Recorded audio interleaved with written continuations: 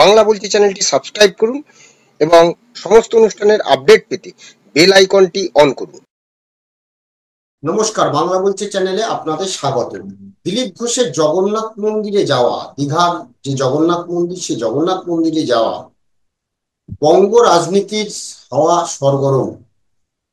বিজেপির প্রাক্তন রাজ্য সভাপতি উদ্বোধনের দিন মন্দিরে গেলেন, মুখ্যমন্ত্রীর পাশে মেজাজে বসে আড্ডাও দিলেন। জগন্নাথ মন্দির করে তৃণমূল যে হিন্দুত্বের একটা হাওয়া তোলার উদ্গ্রীব হয়ে রয়েছে, দিলীপবাবু তাতে যেন কোথাও একটা সামিল হলেন। একদিকে যখন শুভেন্দু অধিকারী, সুকান্ত মজুমদার, অগ্নিমিত্রা পাল, লকেট চট্টোপাধ্যায়, তার বিজেপির প্রথম সারির যে সমস্ত নেতৃত্ব, তারা যখন মন্দিরের এই দীঘার জগন্নাথ মন্দিরের তৈরি নিয়ে প্রশ্ন তুলছেন এবং সরকারি খরচে কিভাবে মন্দির তৈরি হয় সেই প্রশ্ন তুলছেন, অন্যদিকে মুর্শিদাবাদ এবং পহেলগাঁওয়ের নিয়ে উচ্চগ্রামে স্বর তোলা হচ্ছিল। দিলীপ ঘোষ এই মন্দির দর্শন করে সেই বিজেপির সেই প্রচারকে খানিকটা হয়তো ধাক্কা দিয়েছে। তৃণমূল এই বিষয়টা নিয়ে মাঠে নেমেছে, কিন্তু যদি দেখা যায় যে গেরুয়া শিবিরের যে এখন মানে হিন্দুত্বের যে গেরুয়া শিবির হিন্দুত্ব নিয়ে যে তাদের যে ন্যারেটিভ, সেই ন্যারেটিভটা যখনই বলতে যাচ্ছে তখন এরা কিন্তু এই দিলীপ ঘোষের এই ছবিটা দেখে। কিন্তু এটা গেরুয়া শিবিরের কাছে হয়তো অস্বস্তি। তৃণমূল কংগ্রেস তারা বলবেন সেটিং, কিন্তু প্রশ্ন হলো যে আখেরে দিলীপ ঘোষের কি কোনো লাভ হলো, বা তৃণমূল কংগ্রেস এই বিষয়টিকে প্রকাশ্যে নিয়ে এসে কি প্রমাণ করলেন? আজকে আমরা এই বিষয়টা নিয়ে আলোচনা করব। যে দিলীপ ঘোষ বেশ কিছু বিষয় সামনে এনে বলেছেন যে তিনি ভগবান দর্শন করেছেন। তিনি ভগবান দর্শনে কে তৈরি করেছেন সেটা বিষয় নয়, সেটা যেমন একদিকে। তিনি প্রশ্ন তুলেছেন বঙ্গ বিজেপি নেতৃত্ব নিয়ে প্রশ্ন তুলেছেন, তিনি শুভেন্দু অধিকারীকে নিয়ে প্রশ্ন তুলেছেন, তার মমতার আঁচলের তলায় রাজনীতি করা লোক ঘুরিয়ে বলেছেন নাম না করে। কিন্তু প্রশ্ন হলো এতে একদিকে তৃণমূল কংগ্রেস, অন্যদিকে দিলীপ ঘোষ, এই দুপক্ষের ফলাফল বা লাভ কি হবে? আজকে এই বিষয় নিয়ে আলোচনা। আমি বিপ্লব, আমার সঙ্গে রয়েছেন রাজনৈতিক বিশ্লেষক অধ্যাপক ডক্টর রাজাগোপাল ধর চক্রবর্তী। রাজাদা, আপনাকে স্বাগত। রাজাদা, আমি দুটো বিষয়ে দিলীপ ঘোষের বিষয়ে একটু আলোচনা করি। যে দিলীপ ঘোষকে সামনে রেখে প্রচার আগামী দিনে কতটা লাভবান হবে তৃণমূল কংগ্রেস? মুখ্যমন্ত্রী পাশে বসার পর থেকে জেলায় জেলায় ওনার বিরুদ্ধে ক্ষোভ বাড়ছে। শুধু দিলীপ ঘোষ নিজে নন, তার ঘনিষ্ঠ নেতারাও তাড়া খাচ্ছেন, পার্টি দূরত্ব বাড়িয়েছে। এই জায়গাটা থেকে দিলীপ ঘোষের বিজেপিতে, কারণ তিনি বলেছেন তার রক্ত বিজেপি, তার গা কাটলে বিজেপি রক্ত বেরোবে, তিনি দল ছেড়ে দেবেন, পার্টি ছেড়ে দেবেন, কিন্তু প্রয়োজনে বিজেপি ছাড়বেন না, এরকম অনেক কথা বলেছেন। কিন্তু তার পক্ষে কি আর বিজেপি করাটা সম্ভব এই বাংলায়? কি বলবেন রায়দা? হ্যাঁ, উনি বিজেপি নিশ্চয়ই ছাড়বেন না, কেননা তৃণমূল কংগ্রেসের সঙ্গে ওনার যে সমঝোতাটা হয়েছে মনে হচ্ছে, তাতে উনি বিজেপির সঙ্গে থাকলেই সেই সমঝোতাটা সুবিধে যে উনি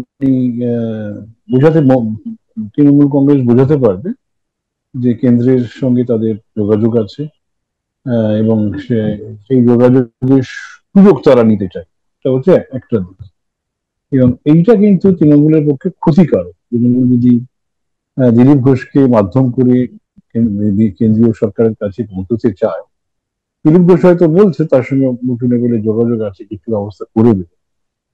হ্যাঁ, তার ফলে যেটা হবে যে সেটিং তত্ত্বটা চলছে, সেটাই কিন্তু জোরদার হওয়ার সম্ভাবনা। সুতরাং দিলীপ ঘোষের বিজেপি পার্টি ছেড়ে দেয়, তাহলে তো তার তো গুরুত্ব নেই না। দিলীপ ঘোষকে লোকে চেনে একজন অতিশয় অ্যাগ্রেসিভ এবং হিন্দুত্ববাদী নেতা, RSS এর প্রচারক হিসেবে উনার নাম কিনেছে। কট্টর বিজেপি, কট্টর টাইপের লোক তিনি। একগুঁয়ে লোক, যা ভাবেন সেটাই বলেন। হুম। তার ফলে এই ধরনের লোককে দেখুন, উনি বিজেপির সঙ্গ ত্যাগ করবেন, ওনার তো ভ্যালু জিরো হয়ে যায় না। তো যে লোকটা এতকাল, এখন যদি উনি তৃণমূলে বিজেপি ছেড়ে দেন, ওনাকে সেকুলারিজমের কথা বলতে হবে, তাই না? তার ফলে গরুর দুধে আর সোনা পাওয়া যাবে না, গরুর দুধে এখন হ্যাঁ কি পাওয়া যাবে সেটাই এখন দেখার। সুতরাং ওনার যে পরিবর্তনটা, যদি এই পরিবর্তন ঘটে তাহলে কিন্তু ওনার অস্তিত্ব জিরো, এবং হ্যাঁ, তৃণমূল সেটা চাইবে না। তৃণমূল ওনাকে, হ্যাঁ একদম একদম এই জায়গাটা থেকেই প্রশ্ন রাজাদা।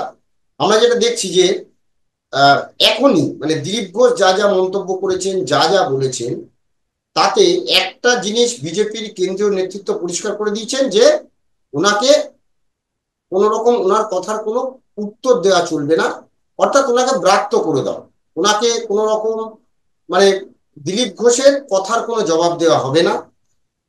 হ্যাঁ, আমরা যেটা দেখছি যে দিলীপ ঘোষের হলে সওয়াল করছেন তৃণমূলের কুণাল ঘোষ, এবং যার ফলে এটা কি মানে তৃণমূল আর দিলীপ এর যে যোগাযোগ ছিল সেটা কি কোথাও মান্যতা দেবে? মানে বিগত ফেলে আসা, যদি আমরা 2019, 2021, 2024 দেখি, তাহলে কি কোথাও মনে হচ্ছে যে তৃণমূলের সঙ্গে এই দিলীপ ঘোষ যোগাযোগ রেখে চলতেন? কারণ আপনাকে একটা বললাম যে এখন দেখা যাচ্ছে যে কুণাল ঘোষই আগ বাড়িয়ে সবকিছু দিলীপ ঘোষের বলছেন। দিলীপ ঘোষ প্রেস কনফারেন্স করেছেন, কুণাল ঘোষ সেটাকে শেয়ার করছেন। দিলীপ ঘোষ বিয়ে করবেন, সেটা জানা যাচ্ছে কুণাল ঘোষের পোস্ট থেকে। তো এইখানটাতেই প্রশ্ন যে দিলীপ ঘোষের এই যোগাযোগ কি তাহলে আগে থেকেই ছিল? হ্যাঁ দেখুন, এটা তো অনেকেই এখন বিশ্লেষণ করতেই পারে যে দিলীপ ঘোষের কখনো সবাইকে নিয়ে চলার কোনো ইচ্ছে আহ, কেউ দেখেনি। মুকুলবাবু যখন ছিলেন তাকে চাটনি ইত্যাদি বলতেন, মানে তাকে অসম্মান করতেন, যাতে করে সে আম, পার্টিতে খুব একটা সন্তুষ্ট ছিলেন না নানান স্টেজ। তা বাবুল সুপ্রিয় তাকে ওটা করেছে, অন্য যারাই এসছে অন্য দল থেকে, হ্যাঁ, তাদেরকে অসম্মান করছেন। উনি এখনো যে ধরনের স্টেটমেন্ট করছেন অন্য দলের উচ্ছিষ্টকে, আরে বিজেপির পার্টিতে সবাই উত্তরপ্রদেশ যান না, আসামে যান না, মহারাষ্ট্রে যান না, তারা কি সব সব চিরদিনই বিজেপি ছিল না? সব তো বাইরে থেকে এসে। সুতরাং ওনার যে তত্ত্ব যে একেবারে আরএসএস থেকে আসাই মানে খাঁটি বিজেপি, আর আরএসএস থেকে না আসা মানে খাঁটি বিজেপি নয়, এই যে তত্ত্বটা উনি দেওয়ার চেষ্টা করছেন, নিজের একটা কৌলিন্য ভাব দেখাবার চেষ্টা করছেন, সেই কৌলিন্য ভাব চলবে না। বিজেপির এখন one of the most popular leader Himanta Biswa Sarma আসামে, তিনি কোনোদিন আরএসএস এর মধ্যে ছিলেন না, তিনি অন্য পার্টি থেকেই বিজেপিতে এসেছে। এরকম বহু হাজারটা নেতার নাম আমি ভুলে দেবো। সুতরাং হ্যাঁ, যে কথা উনি বলতে চাইছেন তার সঙ্গে এ ধরনের ভিত্তি নেই। উনি হতে পারে, আমার দেখা গেছে যে উনি পার্টির বহু নেতা কর্মী কমপ্লেন করতেন যে উনি কাউকে হেল্প করেন, নিজের স্বার্থের লোকজনকেই উনি হেল্প করেন, এটা কিন্তু যে বাড়িতে ভাড়া থাকতেন বা যে বাড়িতে ওনাকে আশ্রয় দিয়েছিল তাকেই উনি কিন্তু নিউ টাউনের ক্যান্ডিডেট করেছিলেন বলে এরকম খবর আছে। তো যাই হোক, সে পার্সোনাল অ্যাটাকে হয়তো যাওয়া ঠিক হবে না, কিন্তু যেটুকু আমার যেটা মনে হয় যে উনি নিঃসন্দেহে নানান গোষ্ঠীর সঙ্গে বিজেপির ভেতরে বাইরে যোগাযোগ রেখেছিলেন, যাতে করে বিজেপির যে 2021-এ ক্ষমতায় আসার যে সম্ভাবনাটা ছিল সেটা অনেকটাই নষ্ট হয়েছে। কেননা দল একটা কোহিসিভ, মানে একাত্ম ভাবে কিন্তু দল কিন্তু প্রেজেন্ট করতে পারেনি, যেটা অন্য দল সবাই করে। বিজেপির একমাত্র লোট অফ ডিসেনশন বিজেপির ভেতরেই ছিল এই দিলীপ ঘোষ মশাই। তার ফলে হুম উনি নিজেই একটা কন্ট্রাডিকশন। উনি নিজে হাজারটা সিকিউরিটি নিয়ে বেরেন আর মানুষকে বলেন মারপিট করো, এই তোমরা এগিয়ে চলো। তারপর লোকেরও হাসাহাসি এই করতো যে জায়গাটা থেকে লোকটা। রাজাদা আপনাকে একটু মনে করিয়ে দিই। আহ আমরা যদি দেখি যে এখন যেটা আমাদের মনে হচ্ছে যে দেখুন, বহু বিজেপি কর্মী, বহু সাধারণ মানুষ 2021-এর নির্বাচনে কিন্তু মানে ভীষণ রেজাল্ট বেরোনোর পরে মুষড়ে পড়েছিলেন সাধারণ মানুষ। কারণ মানুষ একটা কোথাও কিন্তু পরিবর্তন চেয়েছিলেন, তারা ভোটটাও কিন্তু অনেকে সেভাবেই দিয়েছিলেন, কিন্তু তারা যে ফলাফলটা আশা করেছিলেন হঠাৎ সেই ফলাফলটা পাননি। আমি যদি দেখি যে 2021 সালে দিলীপ ঘোষের বেশ কিছু মন্তব্য, হয়তো তিনি সভাপতি ছিলেন, বঙ্গ বিজেপির সভাপতি ছিলেন, কিন্তু তার নানান মন্তব্যের ফসল তুলেছে কিন্তু তৃণমূল কংগ্রেস। দুটো উদাহরণ, 2021-এর বিধানসভা নির্বাচনে শীতলকুচিতে ভোটের কথা মনে আছে, তৃতীয় বা চতুর্থ দফার ভোট ছিল, শীতলকুচির একটা স্কুলে সেখানে গন্ডগোল হয়, ভোট লুট করার চেষ্টা করা হয়, সেখানে কেন্দ্রীয় বাহিনী গুলি চালায়। এরপরে সেই আধা সামরিক বাহিনীর গুলিতে মৃত্যু হয় এবং তারপরেই দিলীপ ঘোষ রাজ্য সভাপতি হিসেবে তিনি বলেছিলেন, বুকে গুলি মারার কথা বলেছেন। শুধু তিনি নন, তার যারা যারা অনুগামী নেতারা ছিলেন তারাও একই কথা বলতেন, একই কথা বলেছেন। এবং তারা যেভাবে এই কথা বলেছেন, এখানে গুলি মারো ওখানে গুলি মারো, যার ফলে কিন্তু সংখ্যালঘু ভোট 33% সংখ্যালঘু ভোট কিন্তু তৃণমূলের বাক্সে চলে গেছিল। এটা 1 নম্বর। 2 নম্বর, যদি আমরা 2021 সালে দেখি, নন্দীগ্রামে দুর্ঘটনা করেছিলেন মুখ্যমন্ত্রী মমতা বন্দ্যোপাধ্যায়, হুইল চেয়ার নিয়ে তিনি প্রচার করেছিলেন। দিলীপ ঘোষ বারমুডা পরার পরামর্শ দিয়েছিলেন। দেখা যায় যে মহিলাদের সম্পর্কে, একজন মহিলা মুখ্যমন্ত্রী সম্পর্কে এই মন্তব্য মহিলাদের কাছে কিন্তু একটা নেগেটিভ বার্তা গিয়েছিল এবং একজন রাজ্য সভাপতি হিসাবে তার এই মন্তব্য কিন্তু ভোটে একটা ব্যাপক প্রভাব ফেলে মহিলা ভোটে। ভোটের ফল বেরোনোর পরে দেখা গেছিল যে মহিলা ভোট তৃণমূলের বাক্সে চলে গেছে। মহিলাদের নানান সামাজিক প্রকল্পের সঙ্গে এই বক্তব্য তৃণমূলকে কিন্তু ফায়দা দিয়েছিলেন। তাই তিনি কি এটা জেনে বুঝিয়ে তার মানে করেছিলেন, কি বলবেন? দেখুন, জেনে বুঝে বলেছেন কিনা সেটা না বলা গেলেও যেটা বলা যায়, তিনি দলের মধ্যেই এমন একজন মানুষ ছিলেন, তিনি চাইতেন না দল ক্ষমতায় আসুক। এবং কেননা উনি বুঝতে পারছিলেন যে দল ক্ষমতায় আসলে উনি হয়তো মুখ্যমন্ত্রী হতে পারবেন না। ওনার মধ্যে যখন উনি এমএলএ হলেন, তারপরে যখন এমপি হলেন, ওনার মধ্যে কোনো একটা মুখ্যমন্ত্রী হবার নেশা জেগে ওঠে এবং উনি মনে করতে শুরু করলেন যে উনি উনি উনি যোগ্য, আর কেউ যোগ্য নয়। এই এই ধারণার পরে কিন্তু সকলের বিরুদ্ধেই উনি কিন্তু নানান কমেন্ট করে বসলেন। এবং সেটা একটা একটা ডিসিপ্লিন পার্টিতে চলে না। নানান কমেন্ট কিন্তু নানান ভাবে নানান লোকে কিন্তু ব্যবহার করেছে। দল যে একটা ইউনাইটেড ফোর্স নয়, এটা কিন্তু প্রমাণিত হয়েছে। এবং তার ফলে এখন যেটা হওয়ার সম্ভাবনা, উনি যদি দল থেকে দলে যদি এখন অনেক কোণঠাসা হয়ে পড়বেন এবং তার ফলে দলের মধ্যে ওই যে গোষ্ঠী দ্বন্দ্ব করার মতন অবস্থা উনি আর থাকবেন না। আইদার ওনাকে চুপচাপ থেকে যেতে হবে অথবা হয়তো তৃণমূলে চলে যেতে হবে। এর বাইরে তৃণমূলে গেলেও ওনার রেহাই নেই। সুতরাং এখন বিজেপি যে দল হিসেবে কিন্তু শক্তিশালী হবে, কিন্তু এরকম একটা স্ট্যাচারের নেতা যার সঙ্গে কেন্দ্রীয় নেতৃত্বে যোগাযোগ আছে, হ্যাঁ, আরএসএস এর যোগাযোগ আছে, সবসময় সেই যোগাযোগটা উনি ব্যবহার করার চেষ্টা করেছেন। অন্যরা ভয় পেয়ে যেত, হ্যাঁ, যারা অন্য পার্টি থেকে এসেছে তারা ভয় পেয়ে যেত এই ওনার সঙ্গে অনেক যোগাযোগ আছে। তারপর এরকম একজন নেতৃত্ব, এরকম একজন নেতা যদি দল থেকে দলের বাইরে থাকে বা অনেকটা কোণঠাসা হয়ে যায়, দলের অনেক নেতা কিন্তু অনেক সাহস করে এগিয়ে আসবেন, কাজ করবেন। যারা অন্য দল থেকে এসেছেন ভাববার কোনো কারণ নেই যে তারা বিজেপির বিরোধী। তারা হয়তো সিপিএম করতেন, কি তৃণমূল করতেন, কি কংগ্রেস করতেন। তারা যখন একটা দলে এসেছেন, তারা তখন আদৌ এই বিজেপির যে যে ভবিষ্যৎ আছে সেটা ভেবেই তারা বিজেপিতে এসে তারা। সুতরাং এটা সর্বভারতে সব জায়গায় এটা ঘটেছে। হ্যাঁ, সুতরাং এই ব্যাপারটা কিন্তু উনি এখানে ইগনোর করতেন। হ্যাঁ, এবং সেই প্রাচীন মানে পুরোনো চালই ভাতে বাড়ে, এইটাই ওনার মধ্যে কাজ করেছে। উনিও তো বিজেপিতে এসেছিলেন 2016 সালে। তার আগে কি উনি বিজেপিতে ছিলেন একদম একদম। জানি না। হ্যাঁ, তাকে বিজেপি ছাড়া কেউ চিনতো না। এইখানটাতে হ্যাঁ, রাজের আরেকটা, আমি 2021 বললাম, এবার দেখুন 2024 সালেও কিন্তু দিলীপ ঘোষ সভাপতি ছিলেন না, কিন্তু তিনি, তাকে বেশ কিছু দায়িত্ব দেওয়া হয়েছিল এবং তিনি মেদিনীপুর থেকে তাকে সরিয়ে তাকে দুর্গাপুরে প্রার্থী করা হয়েছিল। তিনি কিন্তু তখন বলেছিলেন যে দিলীপ ঘোষ যে কোনো মাঠে খেলার জন্য প্রস্তুত। দিলীপ ঘোষ যে মাঠেই যাবে সে মাঠেই খেলতে জানে, মাঠ ফাঁকা করে কি করে খেলতে হয় জানে, এবং তিনি আরো অনেক বক্তব্য করেছিলেন এবং জেতার ব্যাপারে আত্মবিশ্বাসী ছিলেন। কিন্তু দেখা গেল একজন আনকোড়া অন্য রাজ্যের একজন ক্রিকেটার, তার কাছে তিনি হেরে গেলেন। সেটা যেমন একদিকে, আবার অন্যদিকে দেখুন এই মেদিনীপুরে যিনি প্রার্থী হয়েছেন অগ্নিমিত্রা পাল, অগ্নিমিত্রা পাল যে পরাজিত হলেন, সেখানে দেখা গেল দিলীপ অনুগামীরা তাকে হারিয়ে দিলেন। তাহলে দিলীপ ঘোষ কি করে বলেন যে তিনি সফল?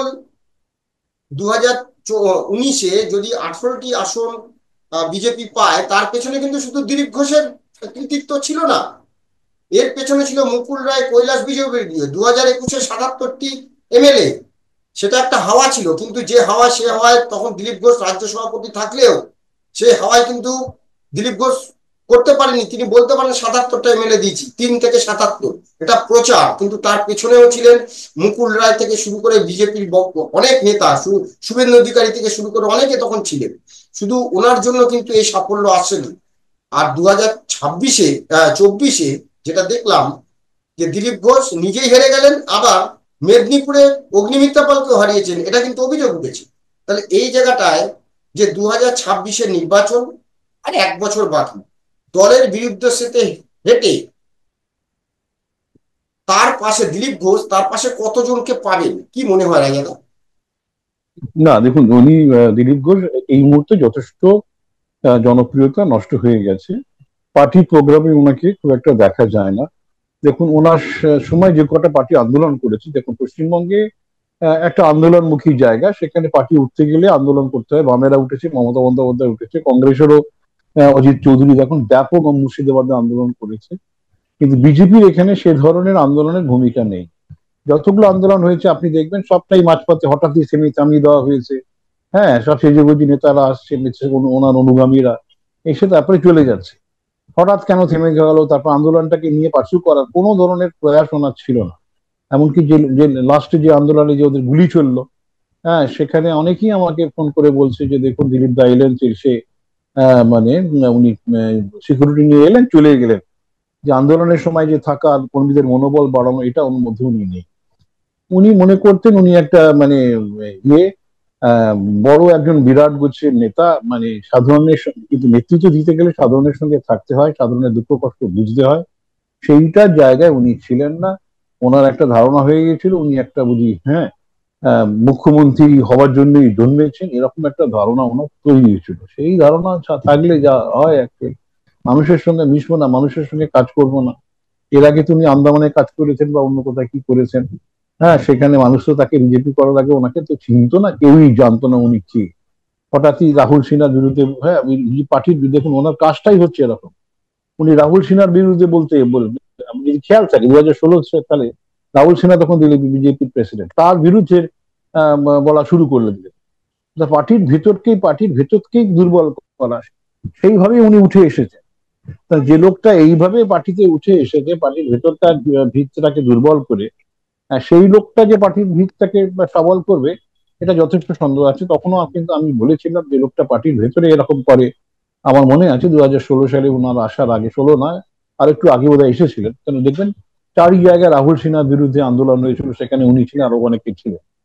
তো ঠিক আছে, তো রাহুল সিনহারা নাকি সব কংগ্রেস তৃণমূলের সঙ্গে যোগাযোগ রাখে, উনি নাকি রাখতে, হ্যাঁ, উনি বলে একেবারে আন্দোলন করতে, কিছুই করলেন না। উনিও কিন্তু সবচেয়ে আগে দেখা গেল যে শাসক কুলে কিন্তু উনি যোগ দিয়ে ফেললেন। ওনার আশা ছিল হয়তো কেন্দ্রীয় সরকার ওনাকে মন্ত্রী করবে, হ্যাঁ, বড় গাড়ি ফাড়ি নিয়ে ঘুরবেন, হ্যাঁ, সেটা তো মানে ঘটলো না। তার ফলে উনার কিন্তু হতাশা শুরু হয়ে যায়। এখন যখন দেখছেন মুখ্যমন্ত্রী হবার তো চান্স নেই, মুখ্যমন্ত্রী কেউ কে করবে, বুঝেছেন? তার ফলে ওনার এটা তৈরি হয়ে গেছে। এবং স্যাবোটেজ করার, ওনার মধ্যে স্যাবোটেজ করার অদ্ভুত একটা স্প্রিয়া রয়ে গেছে। এটা কিন্তু বাঙালি হিন্দুদের মধ্যে দীর্ঘদিনের ইতিহাস রয়ে গেছে, স্যাবোটেজ করবো, বুঝেছে? সেটা উনি তার একটা প্রতিনিধি বলেই আমার মাঝে মাঝে মনে হয়। সুতরাং এই ধরনের লোকরা যে কোনো দলকে শক্তিশালী করে না, এটা বিজেপি নেতৃত্বের বোঝা উচিত ছিল, তারা বোঝেনি। তারা বড্ড স্লো, বিজেপির কেন্দ্রীয় নেতৃত্ব আমার ধারণা বড্ড স্লো। হ্যাঁ, তার ফলে তারা এই ধরনের নেতৃত্বকে পাত্তা দিয়েই দলটাকে অনেক দুর্বল জায়গায় করেছে, যারা পার্টির জন্য, হ্যাঁ দেখুন, অন্য পার্টিতে আসলে কি হবে, তাদের পার্টির প্রতি ভালোবাসা থেকেই তারা এসে পার্টিটাকে মজবুত করতে চায়। ভালোবাসুক না থাকুক, পার্টিটা যারা জানে পার্টি যদি বড় হয় তাহলে তার সুবিধা আছে, তারপর সেই জন্যই সে পার্টিতে এসেছে। এই লোকগুলোকে অসম্মান করার তো কোনো অধিকার তার নেই, উনি প্রত্যেককে অসম্মান করেছে। অনেক নেতার সঙ্গে আমার কথা হয়েছে, তারা দিলীপ ঘোষের আচরণে যথেষ্টই ক্ষুব্ধ ছিলেন, যেভাবে উনি কথাবার্তা বলেছিলেন। তো এই ধরনের লোক কিন্তু পার্টির লোক নন, এরা ইন্ডিভিজুয়াল, এরা, হ্যাঁ, এরা একদম, এই লোকগুলো থাকলে কিন্তু পার্টির ক্ষতি হবে। আমার ধারণা আজকে বিজেপির আজকে আরো আনন্দের দিন, যে এরকম একটা মানুষ যে বিজেপিকে ভাঙার জন্য বিজেপির ভেতরে তৈরি হয়েছে, তিনি, হ্যাঁ, তাকে বিজেপির মানুষ চিনতে পেরেছে। কেন্দ্রীয় নেতৃত্ব চিনবে কি চিনবে সেটা তাদের ব্যাপার, কেন তাদের সেখানে অনেক ধরনের ব্যাপার আছে। এখন বিজেপি কেন্দ্রীয় নেতৃত্ব যদি মনে করে যে ওনাকে দিয়ে মমতাকে এনডিএ তে নিয়ে আসবে, তাহলে হয়তো তাদের ভাবনাটা আলাদা, কিন্তু তাতে কিন্তু মমতার ভিত কিন্তু কমে যাওয়ার সম্ভাবনা আছে। কেননা মূল ভোট ভিত্তি হচ্ছে এখানকার মুসলিম ভোট ব্যাংক, সেটা যদি কেটে যায় তাহলে কিন্তু বিপদ আছে। এবং আমার মনে হয় না যে মমতাকে এনডিএ নিলে বিজেপি নিজস্ব ভোট ব্যাংক বাড়বে কোনোভাবেই। সেটা কমে যাওয়ার সম্ভাবনা, যতটা হয়েছে কমে যাওয়ার সম্ভাবনা আছে। কেন্দ্রীয় নেতৃত্ব কি ভাবছেন আমরা এই মুহূর্তে জানি না। কারণ মমতা যখন বলছেন জগন্নাথ মন্দিরের প্রসাদ সবাইকেই দেবেন, তার মানে উনি তো বিরাট রিস্কটা নিলেন না। মুসলমানদের মধ্যে একটা বিরাট সংখ্যক মানুষ তো এতে খেপে যাওয়ার সম্ভাবনা আছে। তারা বিকল্পের সন্ধানে নিঃসন্দেহে শুরু করে দিয়েছেন ভাবনা চিন্তা।